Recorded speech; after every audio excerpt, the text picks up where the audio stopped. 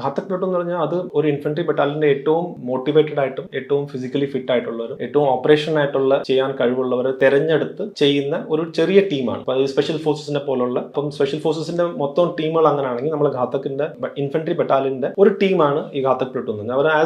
അവർ special ഫോഴ്സിനെ പോലെ തന്നെ പ്രവർത്തിക്കാൻ കഴിവുള്ള, അതായത് അവരെ കാട്ടിൽ വിട്ട് കഴിഞ്ഞാൽ അവർക്ക് അവിടെ തന്നെ സർവൈവ് ചെയ്യാൻ പറ്റും, അവർക്ക് ഫുഡൊന്നും കൊടുത്തില്ലെങ്കിൽ അവർ ഫുഡ് കണ്ടെത്തി അങ്ങനെയൊക്കെയുള്ള ഓപ്പറേഷൻസിന് വേണ്ടി മാത്രമായിട്ട് വെക്കുന്ന ഒരു ടീമാണ്. അപ്പൊ ആ ടീമിന്റെ തന്നെ ഒരു 15-16 പേരാണ്. സാധാരണ ഒരു 21 ഒരു മിനിമം സ്ട്രെങ്ത് ഉള്ളത്. പക്ഷെ ലീവും അങ്ങനെയൊക്കെ പോയ ഒരു 15-16 പേരൊക്കെ ഇപ്പോഴും ഒരു ടീമിന്റെ അംഗങ്ങളായിട്ട് കാണും. അപ്പൊ അവർ തമ്മിൽ ഭയങ്കര ബോണ്ടിങ് ആയിരിക്കും. എന്റെ തന്നെ ബഡി ആയിട്ടുള്ള KP എന്നൊക്കെ പറയുന്ന ആള്, അദ്ദേഹമൊക്കെ സജ്ജൻ സിംഗ് ഇങ്ങനെയൊക്കെ ഉള്ളവർ എനിക്ക് ഇന്നും ഓർമ്മയുണ്ട്. അപ്പൊ അവർ നമ്മൾ മുന്നോട്ട് പോയി കഴിയുമ്പോൾ അവർ നമ്മളെ ബാക്കി പിടിക്കും. ആകെ മത് ജാവ് മാപ്പർ ഖത്ര എന്ന്. അപ്പൊ അതുപോലെ തന്നെ നമ്മൾ അവരെയും ഒരിക്കലും അങ്ങനെ ഒരു പ്രശ്നം വരുമ്പോൾ നമ്മൾ അവരെയും നിൽക്കത്തില്ല, അവർ വിടത്തില്ല. അങ്ങനെ ഈ ഘാതക് പ്ലൂട്ടോന്റെ ഒരു വേറൊരു വെച്ചാൽ നമ്മൾ ഒരു കാര്യം പറയേണ്ട ആവശ്യമില്ല. പിന്നെ നമ്മളെ ഓരോ ഇൻസ്ട്രക്ഷൻസ് വായിലൂടെ പറയേണ്ട ആവശ്യം, നമ്മളെ നോട്ടത്തിലൂടെ നമ്മൾ എന്താണ് ആഗ്രഹിക്കുന്ന ഓപ്പറേഷൻ സ്ഥലത്ത് ആർക്കും ഒരു എക്സ്ട്രാ കമാൻഡ് ഒന്നും കൊടുക്കേണ്ട ആവശ്യമില്ല. അപ്പൊ അവർക്ക് വേണ്ടി അതിനുവേണ്ടിയുള്ള ഒരു അണ്ടർസ്റ്റാൻഡിങ്, അത്രമാത്രം അണ്ടർസ്റ്റാൻഡിംഗ് ഉണ്ട്. ഇപ്പൊ പല സ്ഥലത്തും ഞാൻ ഘാതകാരുന്ന സമയത്ത് ഞങ്ങൾ അവിടെ ഓപ്പറേഷൻ ചെയ്യുന്ന രാത്രി കിടക്കുന്നത് കന്നുകാലികളൊക്കെ വെക്കുന്ന സ്ഥലമുണ്ട്, ഢോക്ക് എന്ന് പറയുന്നത്. അതിനകത്ത് മലയുടെ ഇങ്ങനെ അതിനകത്ത് ആടിനെയും ഇതിനൊക്കെ ഇടുന്ന സ്ഥലമാണ്. അപ്പൊ അവിടെ ആരും ഇല്ലെങ്കിൽ നമ്മൾ